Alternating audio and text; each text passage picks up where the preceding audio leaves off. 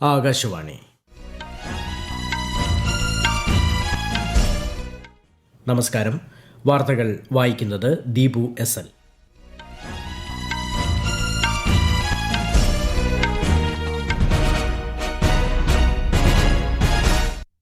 പ്രധാന വാർത്തകൾ. പ്രധാനമന്ത്രി നരേന്ദ്രമോദി സ്ലോവാക് പ്രധാനമന്ത്രി റോബർട്ട് ഫിക്കോയുമായി ബ്രാറ്റിസ്ലാവയിൽ കൂടിക്കാഴ്ച നടത്തി. പ്രതിരോധം, ഡിജിറ്റൽ സാങ്കേതികവിദ്യ തുടങ്ങിയ മേഖലകളിൽ സഹകരണം വർദ്ധിപ്പിക്കാൻ ഇരു രാജ്യങ്ങൾക്കുമിടയിൽ ധാരണ. പശ്ചിമേഷ്യൻ സംഘർഷം അവസാനിപ്പിച്ച് സമാധാന കരാറിൽ ഒപ്പുവയ്ക്കാനുള്ള അമേരിക്കയുടെയും ഇറാന്റെയും തീരുമാനത്തെ സ്വാഗതം ചെയ്ത് ഇന്ത്യ.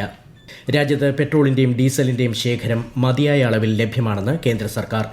ഭക്ഷ്യധാന്യങ്ങളുടെ മതിയായ കരുതൽ ശേഖരം രാജ്യത്തുണ്ടെന്നും എൽ നിനോ പ്രതിഭാസത്തിന്റെ ആഘാതമുണ്ടായാലും ഭക്ഷ്യക്ഷാമം ഉണ്ടാകില്ലെന്നും കേന്ദ്ര ധനമന്ത്രി നിർമ്മല സീതാരാമൻ.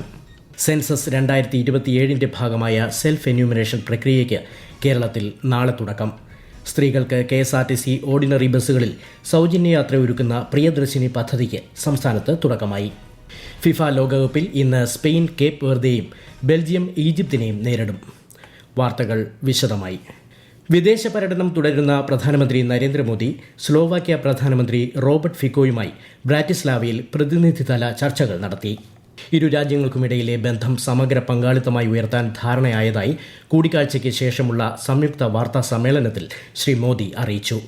പ്രതിരോധം, ഡിജിറ്റൽ സാങ്കേതികവിദ്യ തുടങ്ങിയ മേഖലകളിൽ സഹകരണം വർദ്ധിപ്പിക്കുന്നത് സംബന്ധിച്ച ധാരണാപത്രങ്ങളിലും ഇരു രാജ്യങ്ങളും ഒപ്പുവച്ചു. ഇന്ത്യ സ്ലോവാക്യ സഹകരണം പുതിയ തലങ്ങളിലേക്ക് ഉയർത്താൻ ഇതിലൂടെ സാധിക്കുമെന്നും പ്രധാനമന്ത്രി പറഞ്ഞു. रक्षा सहयोग हमारे गहरे आपसी विश्वास और स्ट्रेटेजिक कन्वर्जेंस का प्रमाण है. मुझे खुशी है कि इस महत्वपूर्ण क्षेत्र में आज हमने लेटर ऑफ इंटेंट साइन किया. इससे ज्वाइंट डेवलपमेंट, ज्वाइंट प्रोडक्शन और डिफेंस इंडस्ट्रीज के बीच सहयोग को नई गति मिलेगी. ഇന്ത്യ കൈവരിച്ച അതിവേഗ സാമ്പത്തിക വളർച്ചയെയും ഡിജിറ്റൽ AI രംഗത്തെ മുന്നേറ്റങ്ങളെയും റോബർട്ട് ഫിക്കോ പ്രശംസിച്ചു. UN രക്ഷാസമിതിയിൽ ഇന്ത്യയ്ക്ക് സ്ഥിരാംഗത്വം നൽകണമെന്നും അദ്ദേഹം അഭിപ്രായപ്പെട്ടു. കൂടുതൽ വിവരങ്ങളുമായി ബ്രാറ്റിസ്ലാവയിൽ നിന്നും ആകാശവാണി ലേഖകൻ സ്മിതി M. പള്ളുരുത്തി. സ്ലൊവാക്കിയൻ പ്രാദേശിക സമയം രാവിലെ പ്രധാനമന്ത്രി നരേന്ദ്രമോദിക്ക് ബ്രാറ്റിസ്ലാവ കാസിലിൽ നൽകിയ ആചാരപരമായ വരവേൽപ്പിന് ശേഷമായിരുന്നു ഉഭയകക്ഷി ചർച്ചകൾ. പഹൽഗാമിലെ തീവ്രവാദി ആക്രമണത്തിന് ശേഷം നൽകിയ പിന്തുണകൾക്ക് ശ്രീ നരേന്ദ്രമോദി സ്ലൊവാക്കിയൻ പ്രധാനമന്ത്രി റോബർട്ട് ഫിക്കോയ്ക്ക് നന്ദി പറഞ്ഞു. ഇന്ത്യ യൂറോപ്പ് സ്വതന്ത്ര വ്യാപാര കരാറിന്റെ പശ്ചാത്തലത്തിൽ ഇന്ത്യയും സ്ലൊവാക്കിയയും തമ്മിലുള്ള വ്യാപാര ബന്ധങ്ങൾ കൂടുതൽ ശക്തമാക്കുന്നത് സംബന്ധിച്ച സൂചനകൾ നൽകുന്നതായിരുന്നു ഇരു നേതാക്കളും തമ്മിലുള്ള ചർച്ച. 52ാമത് G7 ഉച്ചകോടിക്ക് ഫ്രാൻസിലെ ഇവിയനിൽ ഇന്ന് തുടക്കമായി. 3 ദിവസത്തെ ഉച്ചകോടിയിൽ G7 അംഗ രാജ്യങ്ങൾക്ക് പുറമെ ഇന്ത്യ, ബ്രസീൽ, ഈജിപ്ത്, കെനിയ, ദക്ഷിണ Korea, Qatar, Saudi Arabia, Syria, Ukraine, UAE എന്നീ രാജ്യങ്ങളും പങ്കെടുക്കുന്നുണ്ട്. നാളെ നടക്കുന്ന ഔട്ട്റീച്ച് സെഷനുകളിൽ പ്രധാനമന്ത്രി നരേന്ദ്രമോദി പങ്കെടുക്കും. ഇന്ത്യ 13ാം തവണയാണ് G7 ഉച്ചകോടിയുടെ ഭാഗമാകുന്നത്. പശ്ചിമേഷ്യ സമാധാനത്തിലേക്ക് 107 ദിവസത്തെ യുദ്ധം അവസാനിപ്പിക്കാനും ഹോർമുസ് കടലിടുക്ക് തുറക്കാനുമുള്ള കരാറിന് അന്തിമ രൂപമായി. ഈ മാസം 19-ന് സ്വിറ്റ്സർലൻഡിൽ വച്ച് സമാധാന കരാറിൽ ഒപ്പിടുമെന്ന് US പ്രസിഡന്റ് ഡൊണാൾഡ് ട്രംപ് അറിയിച്ചു. സൈനിക നടപടികൾ അവസാനിപ്പിക്കാനും ഹോർമുസ് കടലിടുക്ക് തുറക്കാനും ഇറാനിയൻ തുറമുഖങ്ങൾക്ക് മേലുള്ള US നാവിക ഉപരോധം നീക്കാനും ധാരണയിലായി. കരാർ ഔദ്യോഗികമായി ഒപ്പുവച്ചതിന് ശേഷം വെള്ളിയാഴ്ച ഹോർമുസ് കടലിടുക്ക് തുറക്കുമെന്ന് ട്രംപ് പറഞ്ഞു. കരാർ ഒപ്പിട്ട് 60 ദിവസത്തിനുള്ളിൽ ഇറാന്റെ ആണവ സമ്പുഷ്ടീകരണം ഉൾപ്പെടെയുള്ള വിഷയങ്ങളിൽ USഉം ഇറാനും ചർച്ച നടത്തണമെന്ന് കരാർ വ്യവസ്ഥ ചെയ്യുന്നു. ലെബനൻ അടക്കമുള്ള പ്രദേശങ്ങളിലെ യുദ്ധം ഇന്ന് രാത്രി മുതൽ ശാശ്വതമായി അവസാനിപ്പിക്കുമെന്ന് ഇറാൻ അറിയിച്ചു. പശ്ചിമേഷ്യൻ സംഘർഷം അവസാനിപ്പിച്ച് സമാധാന കരാറിൽ ഒപ്പുവയ്ക്കാനുള്ള അമേരിക്കയുടെയും ഇറാന്റെയും തീരുമാനത്തെ സ്വാഗതം ചെയ്ത് ഇന്ത്യ. മേഖലയിൽ സമാധാനവും സുസ്ഥിരതയും സഞ്ചാര സ്വാതന്ത്ര്യവും പുനഃസ്ഥാപിക്കാൻ തീരുമാനം സഹായിക്കുമെന്ന് പ്രധാനമന്ത്രി നരേന്ദ്രമോദി വ്യക്തമാക്കി.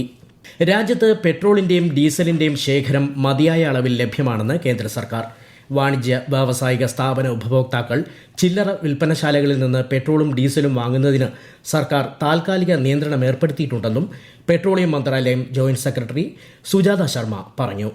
भारत सरकार ने 11 तारीख को एक गजट नोटिफिकेशन दिया है और उसके अनुसार एक आदमी को एक दिन में 200 लीटर डीजल देने की बात की गई है और इसके अलावा इंडस्ट्रियल और जो कमर्शियल कंज्यूमर्स हैं उनसे ये कहा गया है कि वो अपनी आवश्यकता का डीजल अपने कंज्यूमर पंप से लें.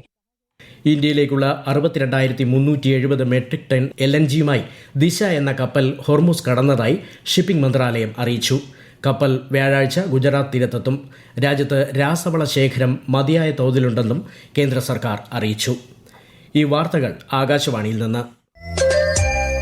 ആകാശവാണി വാർത്തകളും വാർത്താ അധിഷ്ഠിത പരിപാടികളും all India radio news Thiruvananthapuram YouTube ചാനലിലും all India radio news Thiruvananthapuram Facebook പേജിലും AIR ന്യൂസ് _തിരുവനന്തപുരം ഇൻസ്റ്റഗ്രാം അക്കൌണ്ടിലും @AIR ന്യൂസ് _TVM X ഹാൻഡിലും ലഭ്യമാണ്.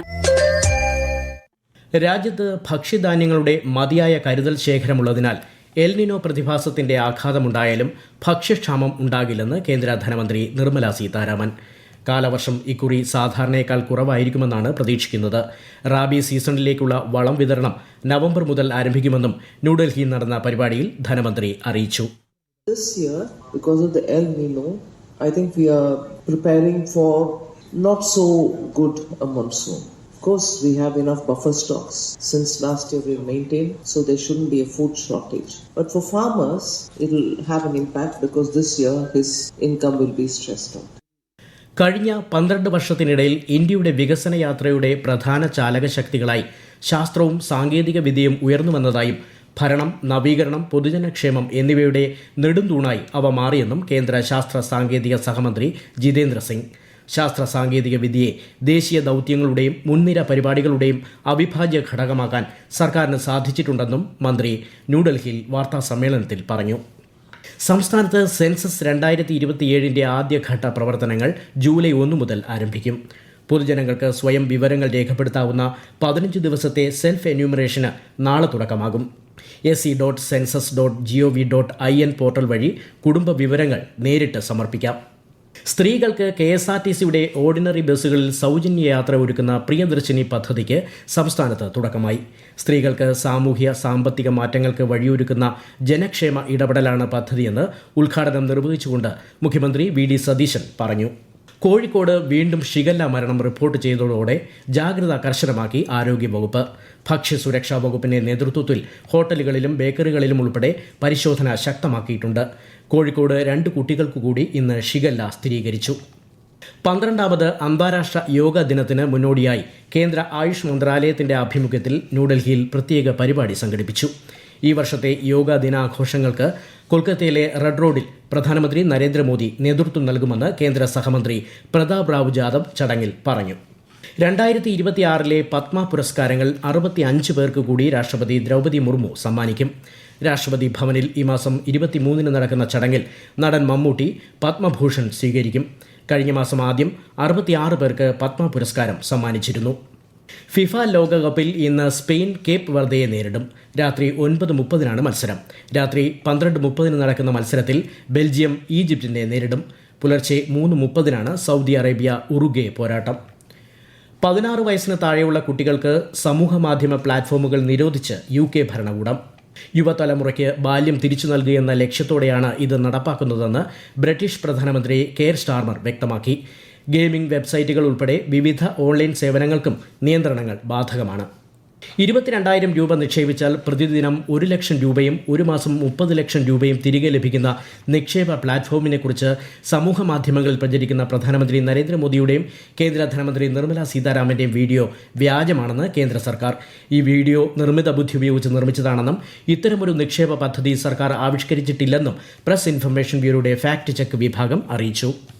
പ്രധാന വാർത്തകൾ വീണ്ടും. പ്രധാനമന്ത്രി നരേന്ദ്രമോദി സ്ലോവാക് പ്രധാനമന്ത്രി റോബർട്ട് ഫിക്കോയുമായി ബ്രാറ്റിസ്ലാവയിൽ കൂടിക്കാഴ്ച നടത്തി. പ്രതിരോധം, ഡിജിറ്റൽ സാങ്കേതികവിദ്യ തുടങ്ങിയ മേഖലകളിൽ സഹകരണം വർദ്ധിപ്പിക്കാൻ ഇരു രാജ്യങ്ങൾക്കുമിടയിൽ ധാരണ. പശ്ചിമേഷ്യൻ സംഘർഷം അവസാനിപ്പിച്ച് സമാധാന കരാറിൽ ഒപ്പുവയ്ക്കാനുള്ള അമേരിക്കയുടെയും ഇറാന്റെയും തീരുമാനത്തെ സ്വാഗതം ചെയ്ത് ഇന്ത്യ. രാജ്യത്ത് പെട്രോളിന്റെയും ഡീസലിന്റെയും ശേഖരം മതിയായ അളവിൽ ലഭ്യമാണെന്ന് കേന്ദ്ര സർക്കാർ. ഭക്ഷ്യധാന്യങ്ങളുടെ മതിയായ കരുതൽ ശേഖരം രാജ്യത്തുണ്ടെന്നും എൽനിനോ പ്രതിഭാസത്തിന്റെ ആഘാതമുണ്ടായാലും ഭക്ഷ്യക്ഷാമം ഉണ്ടാകില്ലെന്നും കേന്ദ്ര ധനമന്ത്രി നിർമ്മല സീതാരാമൻ. സെൻസസ് 2027 ഭാഗമായ സെൽഫ് എന്യൂമറേഷൻ പ്രക്രിയയ്ക്ക് കേരളത്തിൽ നാളെ തുടക്കം. സ്ത്രീകൾക്ക് KSRTC ഓർഡിനറി ബസ്സുകളിൽ സൗജന്യ യാത്ര ഒരുക്കുന്ന പ്രിയദർശിനി പദ്ധതിക്ക് സംസ്ഥാനത്ത് തുടക്കമായി. ഫിഫ ലോകകപ്പിൽ ഇന്ന് സ്പെയിൻ കേപ്പ് വെർദെയും ബെൽജിയം ഈജിപ്തിനെയും നേരിടും. വാർത്തകൾ കഴിഞ്ഞു. അടുത്ത വാർത്താ പ്രക്ഷേപണം 8:35.